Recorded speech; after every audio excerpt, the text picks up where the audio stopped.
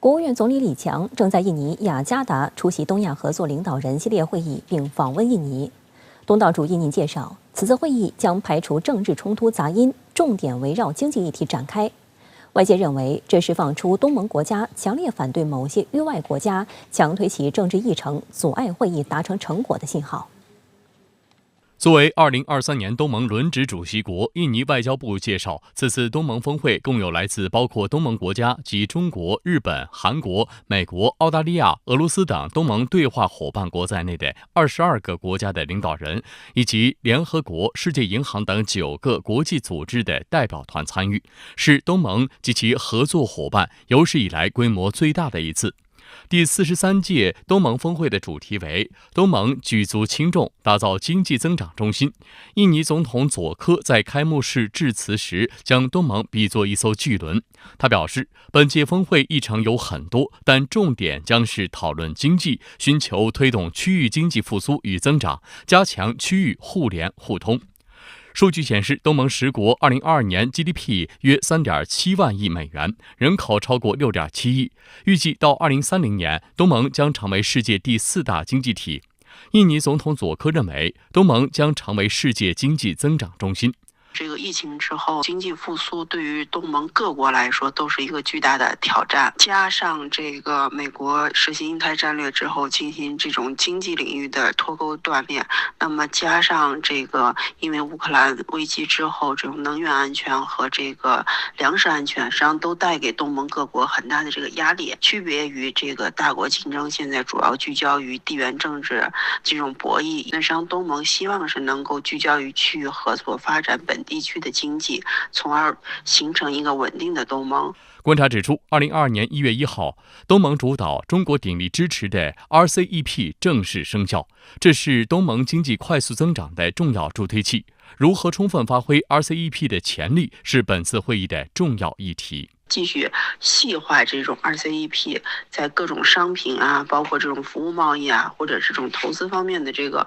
合作的这个议程的推进来说，实际上对于稳定现在这个区域的经济发展、经济合作的这个方向来说是非常重要的，同时也可以进一步挖掘区域合作的这个潜力所在。新加坡联合早报指出，东盟已经取代美国和欧盟成为中国最大的出口市场。报道援引汇丰首席亚洲经济学家弗雷德里克·诺伊曼的分析称，这一变化得益于 RCEP， 后者标志着世界上最大的自由贸易区正式起航。随着 RCEP 红利释放，中国和东盟互为最大贸易伙伴地位进一步得到巩固。2022年双方贸易额9753亿美元，贸易额同比增长 11.2%。此外，中国和东盟双方正积极推进自贸区 3.0 版谈判，全面提升中国东盟经贸制度型开放水平，为区域合作注入了强劲的动力。东南亚舆论还高度关注中国国务院总理李强对印尼的正式访问。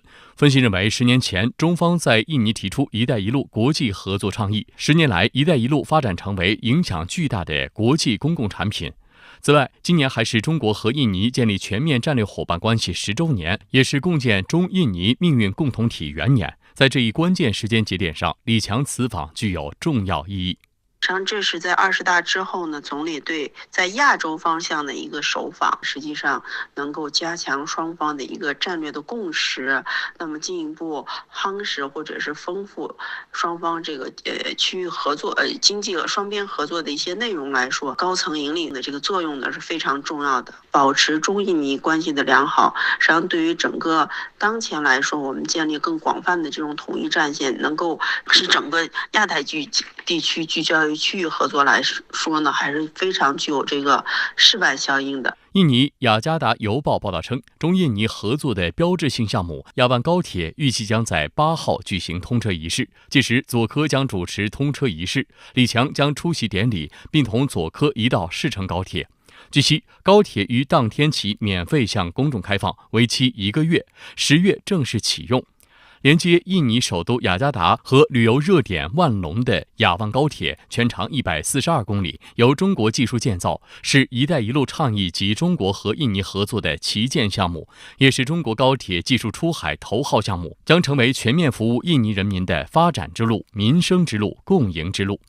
东南亚媒体还注意到，美国总统拜登再次缺席东盟主办的重要会议。他们批评近期印度举办 G20 峰会，东盟举办东亚合作系列会议，拜登参加印度的会而拒绝东盟的会是厚此薄彼。这与美国政府不断宣称要更多支持东南亚国家的说法相去甚远。印尼前外交部长纳塔莱加瓦直言，拜登此次缺席令人失望，并且具有象征意义。此举也令外界质疑美国不再重视东盟。对于美方这次派出副总统哈里斯参会，美国《洛杉矶时报》评论称，拜登跳过东盟峰会及系列会议访问越南的行程安排完全是倒退的。外界还注意到，哈里斯就职以来的主要任务之一就是搅局南海。他任内已经3次出访东南亚国家。去年，他曾借去泰国开会之机，顺路访问菲律宾北部的巴拉望岛，就南海和台海问题做出不当表态，还挑拨中菲关系。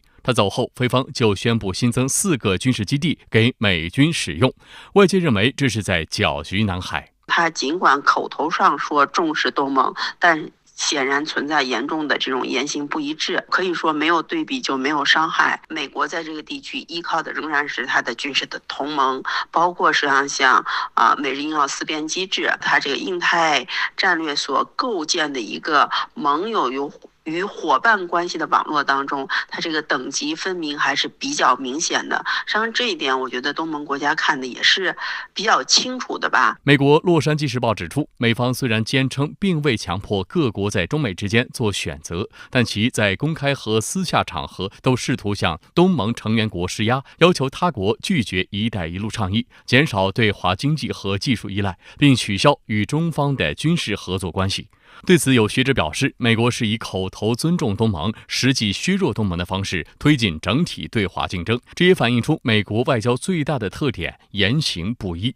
对于美国给地区造成的破坏性影响，东盟国家有着充分的认知。新加坡已故前总理李光耀曾以大象跳舞，小草遭殃来警告地区国家不要在大国博弈中选边站队，以免损害自身利益。